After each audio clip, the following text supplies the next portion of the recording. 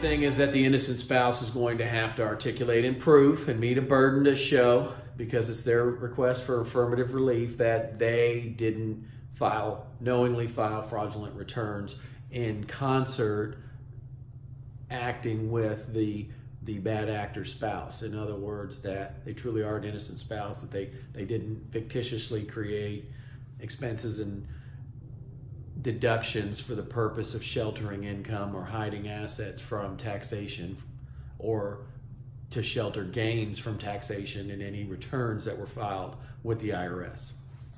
So there's a lot of things that come into the factor as to whether the IRS is going to give this relief or not give this relief. And some of those factors, none really weigh more than another, but I'm going to articulate what they are so that if this ever comes up, it may give you some assurance as to what you need to know if there's ever a scenario where you're in the middle of a divorce or you're a recent widow and you uncover some questionable, or worse, you get a collection letter from the Internal Revenue Service or the Department of Justice or any of its agents, and you need to know what your rights are as an innocent spouse. So the first thing that's going to be on that list of factors that the agents of the IRS are going to consider is marital status.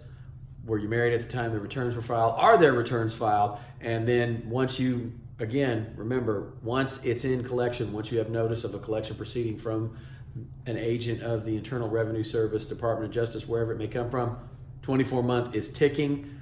You need to start thinking about the deadline to invoke your right for relief under the innocent spouse doctrine. The other two things next that the IRS are going to look at is economic hardship, what the financial situation of the innocent spouse is. Was there some appreciable significant gain to the innocent spouse? In other words, are you driving a Ford Taurus or a Mercedes Benz? Are you living in a high rise, or are you living in a modest home in a suburban community? And the affluence of your lifestyle may be a factor and will be a factor in whether or not the IRS is going to continue to investigate whether there was benefit conferred to the allegedly innocent spouse, or whether or not truly it is a situation of innocence where the bad actor simply kept all those gains for themselves.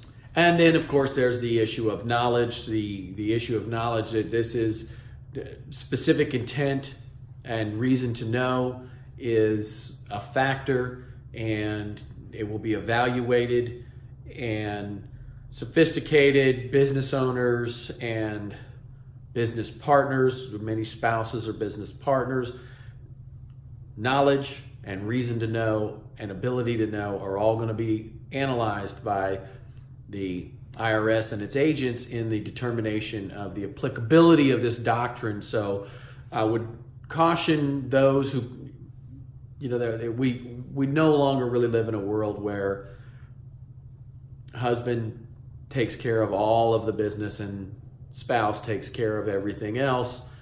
And especially in a community estate where there's business partnerships, many husbands and wives are in business partnerships, and these are factors where the innocent spouse doctrine and the what I call playing ostrich are at odds. Frankly, government agents are unlikely to believe a sophisticated business owner, well-educated business partner, spouse of the other business partner with the same education and the same business acumen just didn't know, especially if there's significant assets that are retained by the allegedly innocent spouse. Remember, I was talking before about the high-rise, the Mercedes. It's very different from a modest home and a Ford Taurus. So keep these factors in mind if you're weighing the applicability to this doctrine to your collection kit.